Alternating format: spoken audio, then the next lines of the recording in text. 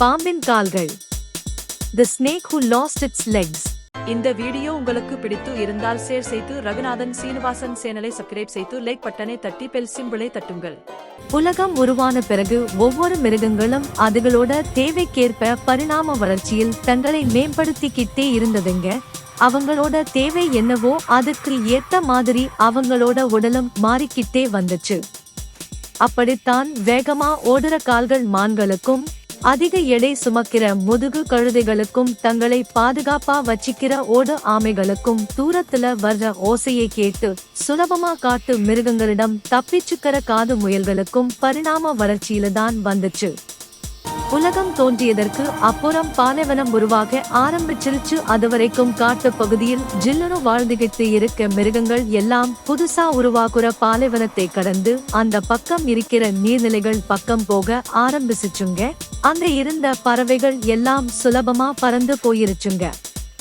மான் மாதிரி இருந்த ஒட்டகம் கொஞ்சம் கொஞ்சமா தன்னோட உடலை மாத்திக்கிட்டு பாலைவனத்தை கடந்து எப்படிப்பட்ட வேலையும் சமாளிக்கிற அளவுக்கு கொஞ்சம் தண்ணீர் குடிச்சிட்டு அதிக தூரம் நடக்கிற அளவுக்கு தன்னோட உடம்பு மாத்திக்கிட்டு பாலைவனத்தை கடந்துச்சு.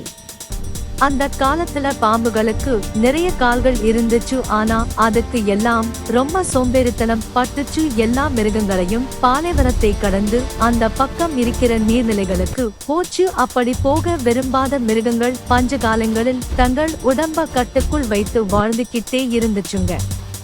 பாம்புகள் மட்டும் ரெட்டை மனசோட பாலைவனத்தை கடக்க ஆரம்பித்து விட்டது. அப்படி போறப்ப அதுங்களுக்கு இருந்த நிறைய கால் சுட ஆரம்பிச்சதும் தன்னோட கால்களை வேணாம்னு நினைச்சுக்கிட்டே பாலைவனத்தை கடக்க ஆரம்பிச்சுச்சுங்க. நிறைய பாம்புகள் தங்களோட முயற்சியை விட்டு பாலைவனத்தையே தங்களோட இருப்பிடமா மாத்திக்கிடுச்சுங்க. அப்படி பாலைவனத்துல வாழ ஆரம்பிச்ச பிறகு தலைமுறையாக ஆக ஒவ்வொரு பாலைவனத்துல வாழ்ந்த பாம்புகளுக்கு கால் ஒவ்வொன்னா குறைந்து கடைசியில பாம்புகளுக்கு காலே இல்லாமல் போயிடுச்சு. அதனால கால்கள் இல்லாததுனால சுலபமாக மணல்களுக்குள்ள புதைந்து வெயில் இருந்து தப்பிச்சுக்கவும் அவர்களால் முடிஞ்சிடுச்சு. கால்களை எல்லாம் இழந்த பாம்பு சில வளைந்து நெளிஞ்சு தன்னுடைய பயணத்தை செஞ்சுச்சு. அதுங்கதா காட்டுக்குள்ள வந்த பாம்புகள் அதுவே பின்னாடி அதோட உடலாலும் மாறி போச்சு. பாம்புக்கு கால் ஏன் இல்லை? குழந்தைகளுக்கான சின்ன விளக்கம். பாம்புக்கு கால் இல்லாததற்கு உண்மையான அறிவியல் காரணம் இதுதான். இது எவல்யூஷன், பரிணாம வளர்ச்சி என்று சொல்றோம். நீண்ட நாளுக்கு முன்னாடி 1.5 லட்சம் வருஷத்துக்கு முன்னாடி பாம்போட முன்னோடிகள் பல்லி மாதிரி 4 கால் உள்ளவங்களா இருந்தாங்க. அப்போ சில பல்லிகள் மண்ணுக்குள்ள குழி தோண்டி வாழ ஆரம்பிச்சாங்க. குழிக்குள்ள போகும்போது 4 காலும் தடங்கலா இருந்துச்சு. கால் இல்லாதவங்க அல்லது ரொம்ப சின்ன கால் உள்ளவங்க சுலபமா உள்ள போய் உணவு பிடிச்சு எதிரியே தப்பிச்சு அதிக குழந்தை பெற்றாங்க.